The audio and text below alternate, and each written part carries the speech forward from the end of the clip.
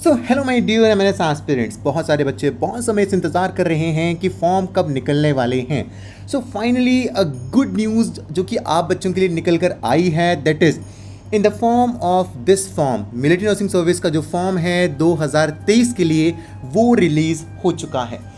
आप बच्चों के सामने इस समय नोटिफिकेशन आपको दिख रही है, लेकिन मैं आपको एक चीज़ यहाँ पे बताना चाहता हूँ कि अगर आप मेरी इस वीडियो को देख रहे हैं तो आप इसको कंप्लीट देखिएगा, लास्ट तक देखिएगा। इसके बाद आपको और वीडियोस को देखने की आवश्यकता नहीं पड़ेगी अगर आप इसको कंप्लीटली अच्छे तरीके से सुनते हैं और कंप्लीटली आप इसको समझते हैं। मैं आपको ये विश्वास दिलाता हूँ कि इस वीडियो को देखने के बाद आपके सारे के सारे जो डाउट्स हैं वो मैं आपके वहाँ पर क्लियर कर दूंगा। स्टार्ट करते हैं जी। बीएससी नर्सिंग कोर्स 2023 के लिए जो फॉर्म्स हैं आपके बेटा जी वो निकले हैं, और यहाँ पर बुलाया किनको गया है, सिर्फ और सिर्फ फीमेल कैंडिडेट्स को बुलाया गया है। इस बार काफ़ी सारे मेल कैंडिडेट्स भी क्वेरी कर रहे थे कि क्या सर हमें भी इस बार मौका दिया जाएगा। जी नहीं, आपको मौका इस बार भी नहीं दिया जा रहा है। सिर्फ और सिर्फ फीमेल कैंडिडेट्स यहाँ पर आएंगे, और वो ही कैंडिडेट्स आ सकते हैं जिन्होंने नीट एग्ज़ाम को क्वालिफाई किया है। यहाँ पर मैं एक चीज़ रिपीट करना चाहूँगा बेटा जी, क्वालिफाई किया है, ठीक है, जो कि एनटीए द्वारा कंडक्ट किया जाता है। मैंने बहुत सारी वीडियोस के अंदर आपको ये डिफरेंस बताया है कि क्वालिफाई करना क्या होता है। क्वालिफाई करने का मतलब ये होता है कि अगर आपके नंबर 140 या 150 या फिर हर एक कैटेगरी के लिए डिफरेंट होता है। जैसे कि अगर जनरल की हम बात करते हैं तो डेट इज़ 50th परसेंटाइल के ऊपर क्वालिफाई हो जाता है। क्वालिफाई और कट ऑफ दो अलग अलग चीज़ें हैं। तो क्वालिफाई का मतलब ये होता है कि क्या आपने उस एग्ज़ाम को क्वालिफाई किया है या नहीं किया। तो क्वालिफाई जो है वो नॉर्मली इतने जो मार्क्स हैं उसके ऊपर हो जाता है। 4 साल का कोर्स है, और एग्जैक्टली सेम चीज़ें यहाँ पे लिखी गई हैं जो कि पहले के ब्रोशर्स के अंदर होती थी, प्रोस्पेक्टस के अंदर होती थी। Arm forces medical services FMS इसको ऑर्गेनाइज करेगा, है ना। और जब फाइनल मेरिट लिस्ट निकलती है उस टाइम के ऊपर जो कैंडिडेट्स होंगे वो अपने हिसाब से जो कॉलेजेस होंगे उनको बच्चे वो चुन रहे होंगे। फाइनल मेरिट लिस्ट जो कि पिछली बार जो हमने दिल्ली हाई कोर्ट में केस लड़ा था उसके ऊपर भी सेम चीज़ हुई थी कि जो फाइनल मेरिट लिस्ट है वो प्रिपेयर की जाएगी by NEET UG 2023 score, computer based test जो कि आपका सीबीटी होता है बेटा जी, एंड जनरल इंटेलिजेंस जहाँ पे आपकी जनरल इंग्लिश भी आने वाली है। और उसके बाद आपका साइकोलॉजिकल असेसमेंट टेस्ट जो कि आपका नॉर्मली पैट होता है वो भी बेटा जी आपका यहाँ पर रहेगा। और उसके बाद आपका जो इंटरव्यू है वो भी आपका यहाँ पर रहेगा। उसके अलावा मेडिकल फिटनेस जो है वो भी वहाँ पर कंसिडर की जाएगी। हर एक चीज़ के बारे में आपको यहाँ पे बताने वाला हूँ, मेरे साथ बस बने रहिए। एग्जैक्टली पिछले सालों की तरह ही है, कुछ अगर यहाँ पे चेंजेस होंगे तो मैं आपको यहाँ पर वो चीज़ें बताने की कोशिश करूँगा। लेकिन मैं आपको ये बताना चाहूँगा कि इस बार एक बहुत अच्छी बात हुई है कि इन्होंने हर एक चीज़ बिल्कुल क्रिस्टल क्लियर लिखी है। पहले काफ़ी सारी चीज़ों में बच्चे जो थे वो कंफ्यूज हुआ करते थे, लेकिन इस बार जो कन्फ्यूज़न है वो बिल्कुल भी यहाँ पर उन्होंने नहीं छोड़ा है। अगली चीज़ ये है कि आपको क्या करना होगा अगर आप इस कोर्स के लिए अप्लाई करना चाहते हैं, अगर आप इसको अप्लाई करना चाहते हैं। फर्स्ट ऑफ ऑल आपको नीट यूजी 2023 का जो पेपर है बेटा जी वो आपको क्वालिफाई करना है, ठीक है। यहाँ पे कोई स्पेसिफिक कट ऑफ की बात नहीं की गई है कि 400 वाले लिए जाएंगे, 500 वाले लिए जाएंगे, 600 वाले लिए जाएंगे। First of all, the mandatory thing that you have to do is to qualify the exam. Qualifying exam 50th percentile is for the general category, और बाकी कैटेगरीज के लिए आप सर्च कर सकते हैं। अगर फिर भी आपके कोई डाउट्स रह जाते हैं तो आप डिस्क्रिप्शन में आप कमेंट बॉक्स में कमेंट भी कर सकते हैं। फर्स्ट ऑफ ऑल क्वालिफाई करना है नीट यूजी 2023 जो कि एनटीए कनेक्ट करेगा। उसके बाद अप्लाई करना है ऑन द वेबसाइट www.joinindianarmy.nic.in के ऊपर। और उसके बाद जब आप स्क्रीनिंग प्रोसेस के अंदर आप शॉर्टलिस्ट कर दिए जाएंगे तो आपको बेस हॉस्पिटल दिल्ली कैंट के अंदर आना है, जिस दिन आपको वहाँ पर बुलाया जाएगा, ठीक है। अब बहुत सारे बच्चे इस बात के ऊपर कंफ्यूज होंगे कि भैया किस तरह से हम इसको अप्लाई कर रहे होंगे, किस तरह सारी की सारी चीज़ें जो है वो आपकी एग्जीक्यूट हो रही होंगी। तो मैं आपको यहाँ पर पहली चीज़ ये बताना चाहूँगा कि यहाँ पर इन्होंने मैंडेटरी तो लिखा है नीट यूजी को क्वालिफाई करना, लेकिन क्या आप इसका प्रोसेस जानते हैं? तो प्रोसेस जानने के लिए हमें जाना पड़ेगा नीचे, जहाँ पर इन्होंने एग्जैक्ट जो उसका प्रोसेस है वो यहाँ पर लिखा हुआ है। अगर आप यहाँ पर आते हैं तो यहाँ पर काफ़ी सारी चीज़ें जो है मेंशन है। यहाँ पे फाइनल सिलेक्शन की बात हुई है, तो फाइनल सिलेक्शन के अंदर नीट यूजी 2023 का स्कोर, TYGIGE और साइकोलॉजिकल असेसमेंट टेस्ट जो आपका पैट होता है वो सारे के सारे कंबाइन किए जाएंगे with interview and medical fitness. उसके ऊपर ही जो फाइनल मेरिट लिस्ट है वो प्रिपेयर की जाएगी।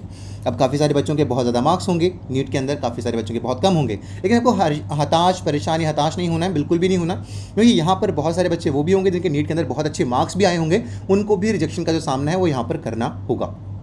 तो आपका CBT साइकोलॉजिकल असेसमेंट टेस्ट और इंटरव्यू बहुत ज़्यादा स्ट्रांग होना चाहिए। अगर वो आपका स्ट्रांग नहीं है तो यहाँ पर सिलेक्शन होने के जो चांसेस होंगे वो बहुत ज़्यादा कम हो जाएंगे। अगर आप इन एग्जाम्स की प्रिपरेशन करना चाहते हैं तो बी पर्सोनिफाइड डिफेंस अकेडमी ने आपके लिए लॉन्च किया है MNS CBT कोर्स, जहाँ पर हम आपको सारे के सारे सेगमेंट्स की जो तैयारी है वो वहाँ पर करवाते हैं। वापस से हम आते हैं इसके जो प्रोसेसेस हैं एक बार उनके उन प्रोसेसेस के ऊपर देख लेते हैं, लेकिन प्रोसेसेस से पहले हम एक काम करते हैं, एलिजिबिलिटी को देख लेते हैं। एलिजिबिलिटी के अंदर आप सिटीजन ऑफ इंडिया होने चाहिए, फीमेल कैंडिडेट्स जो कि अनमैरिड, डाइवोर्स या फिर लीगली सेपरेटेड हो या फिर विडो हो without any kind of problems या फिर इनकम्बेंसेस।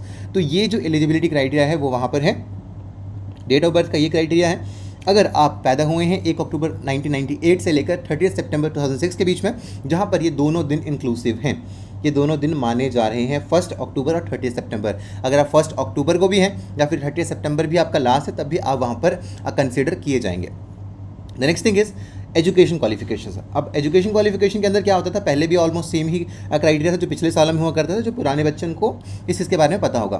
तो ये जो है आपका वो फर्स्ट अटेम्प्ट के अंदर आपने सीनियर सेकेंडरी एग्जामिनेशन जो कि आपका क्लास 12th का एग्जामिनेशन होता है वो आपने पास किया होना चाहिए, और आपकी टोटल 12 ईयर्स की जो स्कूलिंग है वो होनी चाहिए with physics, chemistry and biology. ठीक है, बायोलॉजी के अंदर बॉटनी एंड जोलॉजी दोनों सब्जेक्ट्स होने चाहिए, और इंग्लिश के अंदर आपके 50% एग्रीगेट जो मार्क्स हैं वो एज अ रेगुलर स्टूडेंट होने चाहिए from any recognised board, university और एग्जामिनिंग बॉडी।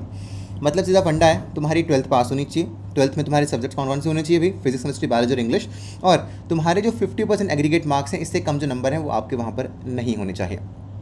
ठीक है, आगे चलते हैं फिजिकल स्टैंडर्ड्स के ऊपर। फिजिकल स्टैंडर्ड्स ऑलमोस्ट सिमिलर ही हैं जो कि पिछले सालों में हुआ करते थे। यहाँ पे मैं लेके आऊँगा 152 सेंटीमीटर जो है वो हाइट है, और अगर कैंडिडेट्स जो है वो नॉर्थ ईस्टर्न रीजन से है तो वहाँ पे वो 147 यहाँ पर है।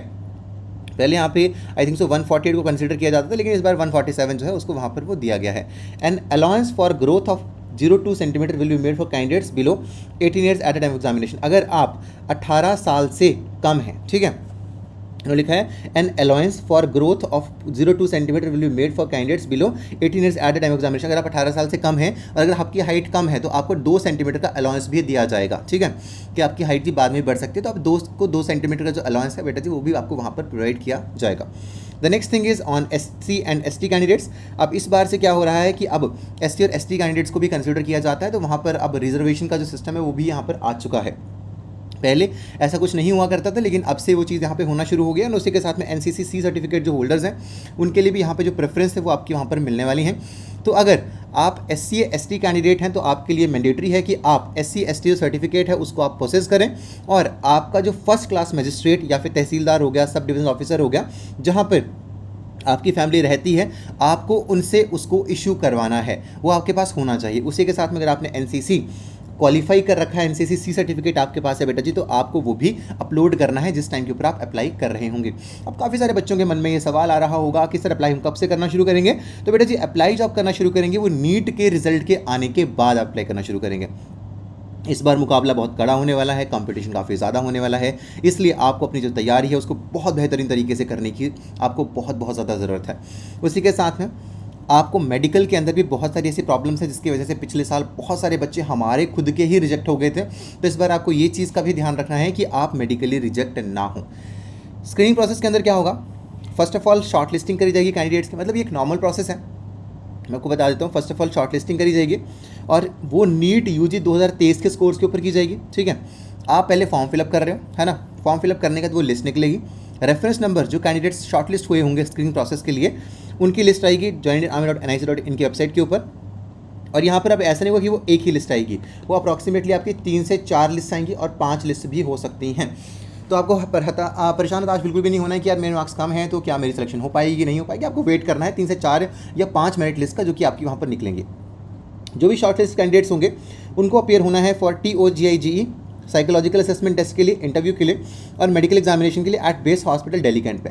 ठीक है, और आपका जो एडमिट कार्ड होगा वो भी आप www.joinindianarmy.nic.in की वेबसाइट से ही अपलोड कर सकते हैं, है ना, वहाँ से डाउनलोड कर सकते हैं। तो ये चीज़ें आपके लिए बहुत ज़्यादा आसान होंगी। उसी के साथ में request for change of date of screening process will not be entertained except under extreme circumstances. जब तक कोई एक्सट्रीम सर्कमस्टांसिस नहीं है तब तक स्क्रीनिंग डेट जो आपका स्क्रीनिंग प्रोसेस की जो डेट है वो चेंज नहीं करी जाएगी। तो इसका भी आप ध्यान रखिएगा कि जो दिन आपको मिलेगा आपको उसी दिन के ऊपर वहाँ पर जाना है। The next thing that we have is the verification of documents. उसके बाद आपका जो वेरिफिकेशन ऑफ डॉक्यूमेंट्स है बेटा जी वो आपको वहाँ पर होने वाला है। फर्स्ट ऑफ ऑल आपका क्या होगा कि आपको नीट एग्जाम आपने क्वालिफाई किया, क्वालिफाई करने के बाद आपको फॉर्म फिलअप करना है उसी वेबसाइट के ऊपर। फॉर्म को फिलअप करने के बाद आपको अगली चीज़ ये करनी है कि आप स्क्रीन होंगे, स्क्रीनिंग के लिए आपको जाना है दिल्ली। ठीक है, उसके बाद क्या होगा, आप अगर आप वहाँ पे क्वालिफाई कर जाते हैं, आपकी वेरिफिकेशन ऑफ द डॉक्यूमेंट्स है आपकी वहाँ पर वो होने वाली है। जितने भी शॉर्टलिस्ट कैंडिडेट्स होंगे वो ओरिजिनल डॉक्यूमेंट्स जो हैं उनको वो प्रोड्यूस करेंगे जब आपका स्क्रीनिंग प्रोसेस हो रहा होगा, ठीक है। अभी क्या हो रहा है कि आपके फॉर्म फिलअप हो रहे हैं, तो इस टाइम के ऊपर आपको कोई भी आपके ऊपर ये दबाव नहीं पुटअप कर रहा है कि जी आप ऑफिशियल जो आपके ओरिजिनल डॉक्यूमेंट्स हैं आप उनको दिखाइए। अभी आपकी कॉपीज चल रही हैं, लेकिन जब आपके एडमिशन का समय होगा उस टाइम के ऊपर आपको ओरिजिनल जो डॉक्यूमेंट्स हैं वो भी आपको वहाँ पर दिखाने पड़ेंगे, है ना। इस तरह से चीज़ें वहाँ पर होंगी। अब सेम चीज़ है बच्चा, जो पिछली बार हुआ करता था, TOGIGE का पेपर होगा, test of general intelligence and general English, ठीक है। इसके अंदर क्या होगा जी, वही 40 MCQs हैं, 0.5 फॉर एवरी इनकरेक्ट आंसर, और 40 के 40 जो क्वेश्चन होंगे वो आपको 30 मिनटों के अंदर इनका आंसर देना है ना। कंप्यूटर बेस्ड टेस्ट होगा, 40 क्वेश्चन होंगे, 20 क्वेश्चन आप मान लो कि आपके जनरल इंटेलिजेंस के होंगे और 20 क्वेश्चन आपके इंग्लिश के होंगे। तो इस तरह से आपकी चीज़ें जो है वो सारी की सारी सॉर्ट देंगी। मैं आपको पूरा का पूरा जो ये सिस्टम है उसको मैं एक्सप्लेन कर रहा हूँ, तो आप बिल्कुल वीडियो के अंदर बने रहिए। उसी के साथ में एक चीज़ आपको और बताना चाहूँगा, हम लोगों ने बी पर्सोनिफाइड डिफेंस अकेडमी ने ऑर्गेनाइज किया है मेडिकल वेबिनार। मेडिकल वेबिनार के अंदर हम आपको सारी की सारी प्रॉब्लम्स जिनके थ्रू बच्चे पिछले सालों में रिजेक्ट हुए हैं इन इंडियन आर्मी, हम आपको वो सारी की सारी चीज़ें बताने वाले हैं। तो अगर आप उसके अंदर रजिस्टर करना चाहते हैं तो आपको डिस्क्रिप्शन बॉक्स में एक फॉर्म मिल जाएगा, आप उस गूगल फॉर्म को फिलअप कर सकते हैं। और अगर आपने पहले वो फॉर्म फिलअप किया है तो आपको दोबारा से फिलअप करने की ज़रूरत नहीं है, आपके पास वैसे ही नोटिफिकेशन जो है बेटा जी वो आ जाएंगी।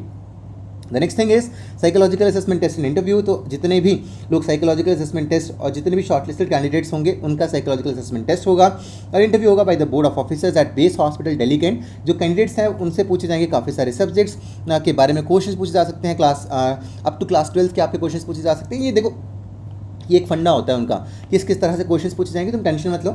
जब तुम हमारे पास CBT वाले बैच में आ रहे होंगे तो उस टाइम के ऊपर हम डेफिनेटली तुम्हें इसकी जो प्रिपरेशन है वो करा देंगे। हमारा जो सिलेक्शन रिकॉर्ड है बहुत हाई है, all across the country we are giving the highest number of selections since our inception and 2021 के अंदर we have also given all the rank 1। उसके अलावा हमारे पास मल्टीपल ऑल द रैंक्स हैं, all the rank 5, all the rank 4, all the rank 11 and so many all the ranks. तो हम तुम्हें बेहतर तरीके से इसकी प्रिपरेशन करा देंगे।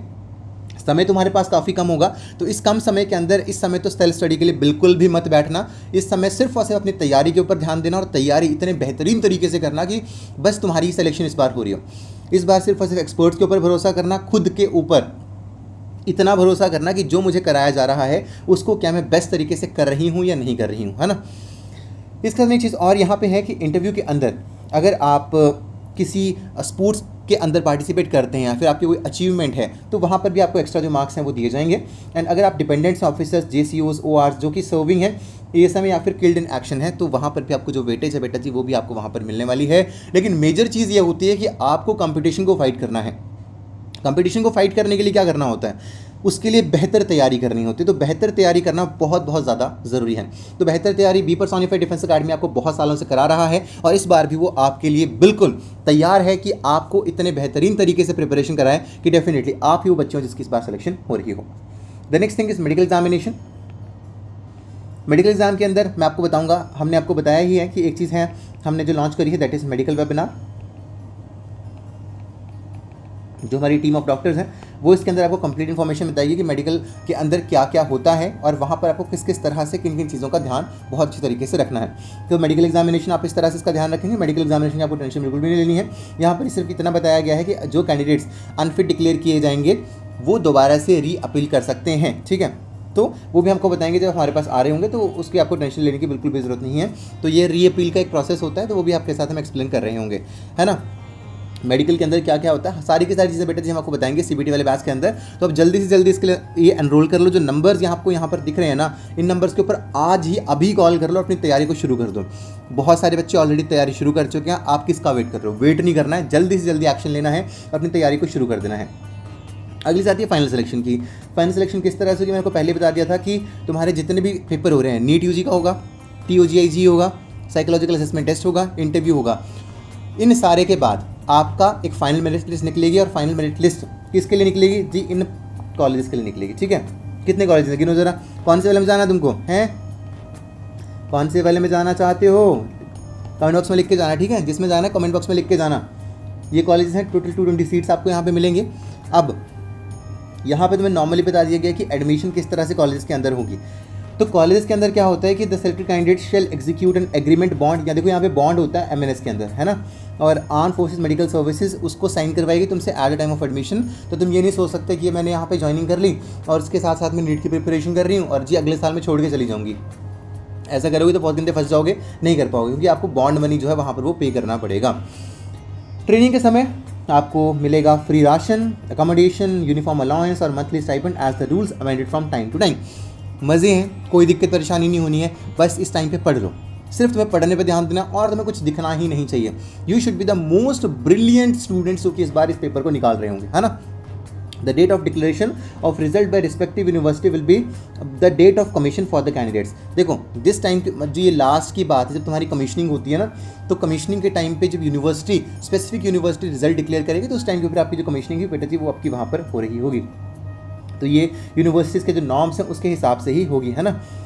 तो ये सारी की सारी जो चीज़ें हैं मैं आपको बताई। एडमिशन टू द कॉलेज की, कॉलेज के अंदर बेटा जी एडमिशन किस तरह से होगी, उसी के साथ में अगर आप विड्रॉल करना चाहते हैं कोर्स से, कि कोई गया जी किसी का मन नहीं किया कि यार मुझे तो करना ही नहीं है, मेरे से हो नहीं पा रहा, कुछ लोग भाग भी जाते हैं, तो वहाँ पे आप क्या कर सकते हैं, अगर आप 7 दिन के अंदर बता देते हैं तो ठीक है, लेकिन अगर आप 7 दिन के बाद नहीं, 7 दिन तक नहीं बता पाते हैं तो आपको बॉन्ड मनी पे करना पड़ेगा।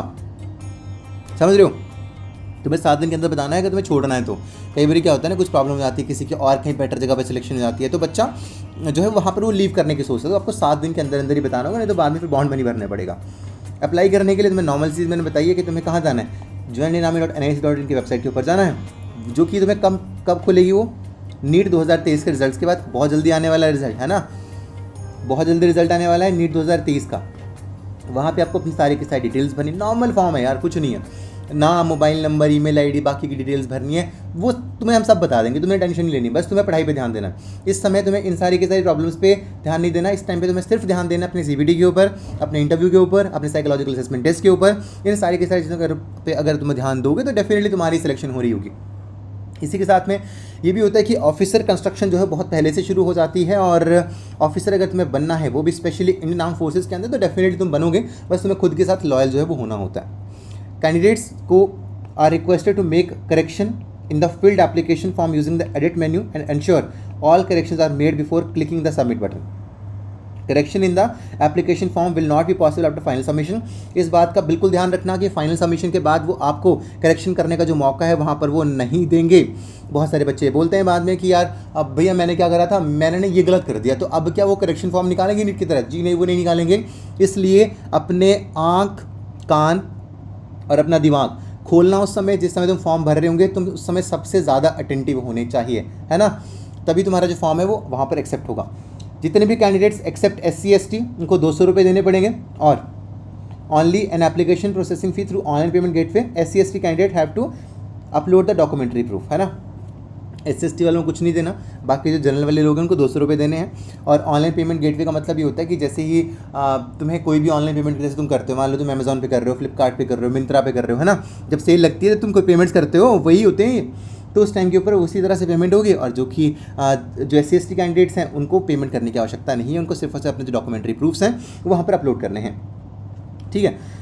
जब तुम्हारी कंप्लीशन हो जाएगी ऑनलाइन पेमेंट की और बैंक रेफरेंस नंबर तुम्हारा वहाँ पर आ जाएगा, तो उसको DU नंबर बोलते हैं, वो वहाँ पर जनरेट होगा और वो वहाँ पर डिस्प्ले होगा। द कैंडिडेट्स में note the DU number for all the future references. अपना बेटा जी DU नंबर जो है उसको नोट करके रख लेना, एक्सेप्ट SC ST, क्योंकि वो तो पेमेंट कर ही नहीं रहे, है ना। Candidates may take a print out of the filled application form for their own reference along with the payment confirmation page. एक बात का ध्यान रखना बच्चा कि जैसे ही तुम्हारी एप्लीकेशन हो जाए, फॉर्म फिलअप हो जाए, तो उसका फील्ड एप्लीकेशन फॉर्म जो है उसको अपने पास रख लेना, और अपना साथ जो पेमेंट कंफर्मेशन पेज है बेटा जी उसको भी अपने साथ रख लेना, ठीक है। When the candidates will submit their application, a provisional registration number, reference number will be generated। जब तुम एप्लीकेशन को फिलअप करोगे तो तुम्हारे एक रेफरेंस नंबर बेटा जी वहाँ पर जनरेट होगा, और this number will be send to the registered email ID. एक बात का और ध्यान रखना, रजिस्टर्ड ईमेल आईडी तुम्हें याद होनी चाहिए, तुम्हें उसके क्रेडेंशियल्स याद होनी चाहिए, और वही डालना जो कि तुम्हारे पास इसका एक्सेस हो। बहुत बड़े बच्चे बोलते हैं जी मैं तो पासवर्ड भूल गई सर, अब मैं क्या करूँ, फिर बड़े सारे परेशान होते हैं, फिर उस पर हम लोगों को वीडियोस बनानी पड़ती हैं कि जी तुम ये कर लो वो कर लो, तो फिर वो चीज़ जो है ना वो एक डिस्टर्बेंस का कारण क्रिएट करती है। मान लो कि तुमने गलत भर दिया तो 2 दिन तो यार तुम इसी में लगा दोगे, कभी तुम इसको पूछोगे कभी तुम उसको पूछोगे कि जी मैं क्या करूँ। तो वहाँ पे काफ़ी सारे प्रॉब्लम्स क्रिएट हो जाती हैं बाद में। तो ईमेल आईडी वही डालना जो तुम्हारी चल रही है ना, उसी के साथ में मोबाइल नंबर भी वही डालना। पता लगा कि तुम्हारी सिलेक्शन हो गई है और तुम्हें फ़ोन पे फ़ोन किया और जी मैडम का तो फ़ोन नहीं लग रहा। अब फ़ोन नहीं लग रहा तो वो क्या करेंगे, वो वेट करेंगे 1-2 दिन का। अब वो फ़ोन फिर भी नहीं लग रहा तो फिर वो तुम्हें घर पे चिट्ठी नहीं भेजेंगे, फिर वो अगले कैंडिडेट को फ़ोन करके उसको बुला लेंगे। तो ये हो सकता है कि गलत फ़ोन नंबर डालने की वजह से तुम्हारी सिलेक्शन रुक जाए। और एक काम और करना कि जॉइन इंडियन आर्मी की जो वेबसाइट है उसके ऊपर जाते रहना फॉर रेगुलर अपडेट्स। वैसे तो हम भी तुम्हें बताते रहेंगे, लेकिन तुम अगर हमारे पास नहीं भी आओगे तब भी तुम्हें जॉइन इंडियन आर्मी की वेबसाइट के ऊपर सारे के सारे डिटेल्स हैं वो आपको देखने को मिल जाएंगे, है ना। इंपॉर्टेंट नोट्स यहाँ पे लिखे गए हैं। इंपॉर्टेंट नोट्स बोलते हैं it is the individual responsibility of the candidate to ensure successful payment of the application fees. भाई तुम्हारी जिम्मेदारी है ना, अपनी जिम्मेदारी निभाओगे ना अच्छे से, बहुत बढ़िया। ये तुम्हारी जिम्मेदारी है कि तुम्हें सक्सेसफुल पेमेंट और एप्लीकेशन फ़ीस जो हो रही है तुम्हारी उसको देखना है कि वो सही से हुई है कि नहीं हुई है। Receipt of due number is not the criteria for successful payment, therefore candidates are requested to make sure that application fees is debited from their bank account. ये ज़रूरी नहीं है कि ड्यू नंबर ही जनरेट हो गया तो हो गया तुम्हारा काम, नहीं। तुम्हें ये भी देखना है कि तुम्हारी जो बैंक स्टेटमेंट है उसके थ्रू पैसा डेबिट हुआ है कि नहीं हुआ है। अगर पैसा डेबिट नहीं हुआ है तो वहाँ पे तुम्हें फिर अगले जो प्रोसेसेस होंगे उनके थ्रू चलना पड़ता है, लेकिन तुम कोशिश करना कि ऐसे हो जाए। ऐसे हो जाता है वैसे, है ना। Candidates must take the print out of the payment receipt and read it carefully before final submission of the online application form. Payment receipt का फॉर्म लेना, उसको निकाल लेना प्रिंट आउट और अच्छे से पढ़ लेना। सबमिशन ऐसे मत करना, अगर तुम ऐसे सबमिशन कर दोगे फिर बाद में बड़ी प्रॉब्लम फंस जाओगे बेटा, है ना। इसका ध्यान रखना। उसी के साथ में अगर तुम यहाँ तक आ गए हो ना वीडियो में, तो एक बात का ध्यान रखना, सीबीटी के अंदर इस बार कंपटीशन बहुत हार्ड होना है। कंपटीशन हार्ड क्यों होगा, क्योंकि पहले क्या होता था, नीट के रिजल्ट से पहले वहाँ पे फॉर्म्स निकलते थे। इस बार नीट के रिजल्ट के बाद फॉर्म्स निकलेंगे, समझ रहे हो। नीट के रिजल्ट के बाद फॉर्म्स निकलने का मतलब है कि बहुत सारे बच्चे इस बार फॉर्म भरेंगे। कंपटीशन बहुत विग्रस होगा इस बार। तो इस बार ये ध्यान रखना कि अगर तुम्हारे नीट के अंदर नंबर कम भी रह गए ना तो सीबीटी तुम्हारा बहुत ज़बरदस्त होना चाहिए। अगर सीबीटी तुम्हारा अच्छा नहीं हुआ तो बहुत दिक्कत हो जाएगी, तो इस चीज़ का ध्यान रखना। और इस समय तुम्हें ना बहुत अच्छे मेंटर्स, बहुत अच्छे गाइड्स की ज़रूरत है। तो बी पर्सोनिफाइड डिफेंस अकेडमी बहुत समय से तुम्हारे लिए काम कर रहा है इस सेगमेंट के अंदर। तो तुम्हें क्या करना है, बस जो नंबर तुम्हें यहाँ पे नीचे स्क्रॉल होता हुआ दिख रहा है ना, इस नंबर के ऊपर कॉल करनी है और अभी अपनी जो सीट है उसको कंफर्म कर लो, क्योंकि ज़्यादा बच्चे तो ले भी नहीं पाएंगे ना, क्योंकि ज़्यादा बच्चे लेंगे तो ना उनको अच्छे से साइकोलॉजिकल असेसमेंट टेस्ट की तैयारी करा पाएंगे, ना उनको अच्छे से इंटरव्यू की तैयारी करवा पाएंगे। तो इन सारी की सारी चीज़ों पर बेटा जी ध्यान देना, है ना। अगली चीज़ है candidates must ensure correctness of information during the online application form filling. वही सेम चीज़ है कि तुमने कोई भी गलत इन्फॉर्मेशन वहाँ पे पुटअप नहीं करनी, तुम्हें बाद में वो निकाल देंगे, है ना। तुम्हारी इंडिविजुअल रिस्पॉन्सिबिलिटी ये कहते हैं कि जी तुम्हें इंडियन आर्मी की वेबसाइट को बार बार चेक करना है और ये देखते रहना है कि तुम्हारा जो एडमिट कार्ड है वो कहीं आ तो नहीं किया है। और at unforced conditions are subject to modification if deemed necessary. तो ये भी हो सकता है कि कोई नोटिफिकेशन जो है वो अपडेट की जाए, तो उसकी तुम्हें परेशान होने की जरूरत नहीं, वो हम तुम्हें बता देंगे, है ना। उसके बाद reasons of rejection of online application. और एक चीज़ यहाँ पे और ध्यान रखना कि no correspondence will be attend from the candidates with regard to either receipt of application, status of application details और रीजंस फॉर रिजेक्टेड एप्लीकेशंस। और हार्ड कॉपी भी वहाँ पर एक्सेप्ट नहीं करी जाएगी। तो कोई भी कॉरेस्पॉन्डेंस जो है वो नहीं एंटरटेन किया जाएगा। क्या तुम कोई चिट्ठी भेज रहे हो वो सब नहीं यहाँ पे लोग मानेंगे। तुम्हें सिर्फ और सिर्फ एक ही काम यहाँ पे करना है, क्या करना है, तुम्हें ऑनलाइन ही फॉर्म को फिलअप करना है। कौन कौन से रीजन हैं इसकी वजह से मेडिकल फॉर्म तुम्हारा ये जो है वो रिजेक्ट हो सकता है। पहली चीज़ है इनकम्प्लीट एप्लीकेशन सबमिशन है, तुमने वो नहीं भर रखा है ढंग से, आधा है, एक से ज़्यादा तुमने भर दी है, नॉन पेमेंट ऑफ एप्लीकेशन है, या फिर प्रोसेसिंग फ़ी है। ये रीजंस हैं बेटा, इनका ध्यान रखना। अगर ध्यान नहीं रखोगे रिजेक्ट हो जाओगे, और मैं नहीं चाहता कि जो बच्चे इसको मेरे यहाँ तक अभी तक सुन रहे हैं वो रिजेक्ट हो। कोई भी रिफंड नहीं होगा एप्लीकेशन प्रोसेसिंग फ़ीस का अगर आपने एक से बार पे कर दिया है, ठीक है, तो वो वहाँ पर एंटरटेन नहीं किया जाएगा। The candidates are requested to have a functional phone number, मैंने तुम्हें ऊपर ही बता दिया, और ईमेल आईडी। बेटा जी ईमेल आईडी और फ़ोन नंबर बहुत ज़्यादा ज़रूरी है। तुम्हें ईमेल आएगा, तुम्हें फ़ोन भी आ सकता है, तुम्हें इस चीज़ का ध्यान रखना है। ये तुम्हारी दोनों चीज़ें चलती हैं, है ना। अगर वो नहीं चलती तो बहुत दिक्कत हो जाएगी। नोट एक लिखा है लास्ट में, it is the responsibility of the candidates to ascertain their eligibility for admission, having filled up the online application form or being called for the screening process does not necessarily mean acceptance of eligibility offer for admission. No intimation about non-selection or correspondence in this regard will be entertained. No seat will be kept vacant for candidates higher in merit waiting list if they fail to report on the date on time which they have been called for reporting the respective colleges. देखो अगर तुम्हें समझ नहीं आया फिर से एक बार समझा देता हूँ तुम्हें। इसका मतलब ये है कि कोई भी जो सीट्स हैं वो वैकेंट नहीं रखी जाएंगी, भले तुम्हारे ज़्यादा नंबर क्यों नहीं आ गए हो। तुम्हारी पंक्चुअलिटी को देखा जाएगा, तुम्हें उस दिन ही जाना है, उसी दिन रिपोर्ट करना है जिस दिन तुम्हें वहाँ पर बुलाया गया है, कोई भी जो सीट है वो वेकेंट तुम्हारे लिए नहीं रखी जाएगी। उसी के साथ में एक चीज़ का और ध्यान रखना कि वहाँ पर तुम्हें स्क्रीनिंग प्रोसेस के अंदर बुलाने का मतलब ये नहीं है कि तुम सेलेक्ट हो चुके हो, वहाँ पे तुम्हारे फर्दर प्रोसेसेस होंगे और उसके बाद ही जो तुम्हारी फाइनल सिलेक्शन है बेटा जी आपकी वो वहाँ पर हो रही होगी। ये कुछ डिटेल्स हैं, ये इनका नंबर भी है। नंबर वैसे चलता नहीं है, अभी तक तो नहीं चलता था, इस साल तक, मे भी साल चल रहा हो। एक बार अगर तुम्हें कोई प्रॉब्लम होगी तो तुम इसके ऊपर ट्राई आउट बिल्कुल कर सकते हो। इसी के साथ में जिसका ध्यान रखना कि बी पर्सोनिफाइड डिफेंस अकेडमी ने लॉन्च करा है तुम्हारे लिए सीबीटी बैच। सीबीटी बैच के अंदर हम तुम्हें इतनी बेहतर तरीके से प्रिपरेशन कराएंगे जितने बेहतर तरीके से हमने आज तक के हमारे ऑलराउंडर रैंकर्स को करवाई थी। हम तुम्हें विश्वास दिलाते हैं कि अगर तुम्हारे पास आते हो तो हम तुम्हें इतने बेहतरीन तरीके से प्रिपरेशन कराएंगे कि डेफिनेटली तुम्हारी सिलेक्शन हो रही होगी। अब सोचना मत, ज़्यादा वेट मत करना, डेफिनेटली तुम्हें पढ़ना शुरू कर देना है और पढ़ते रहो, बहुत अच्छे मार्क्स तुम्हारे आएंगे। Thank you so much for joining with me today and bye bye. अपने पेरेंट्स की ब्लेसिंग्स लेते रहो, अपना ध्यान रखो। जय हिंद, जय भारत। और इसी के साथ में अगर तुमने मेडिकल फॉर्म को अभी तक फिलअप नहीं किया है तो डिस्क्रिप्शन बॉक्स में तुम्हें फॉर्म मिल जाएगा, उस फॉर्म को फिलअप करो। अगर फिलअप कर दे तो दोबारा से फॉर्म फिलअप करने की ज़रूरत नहीं है। Thank you so much. जय हिंद, जय भारत।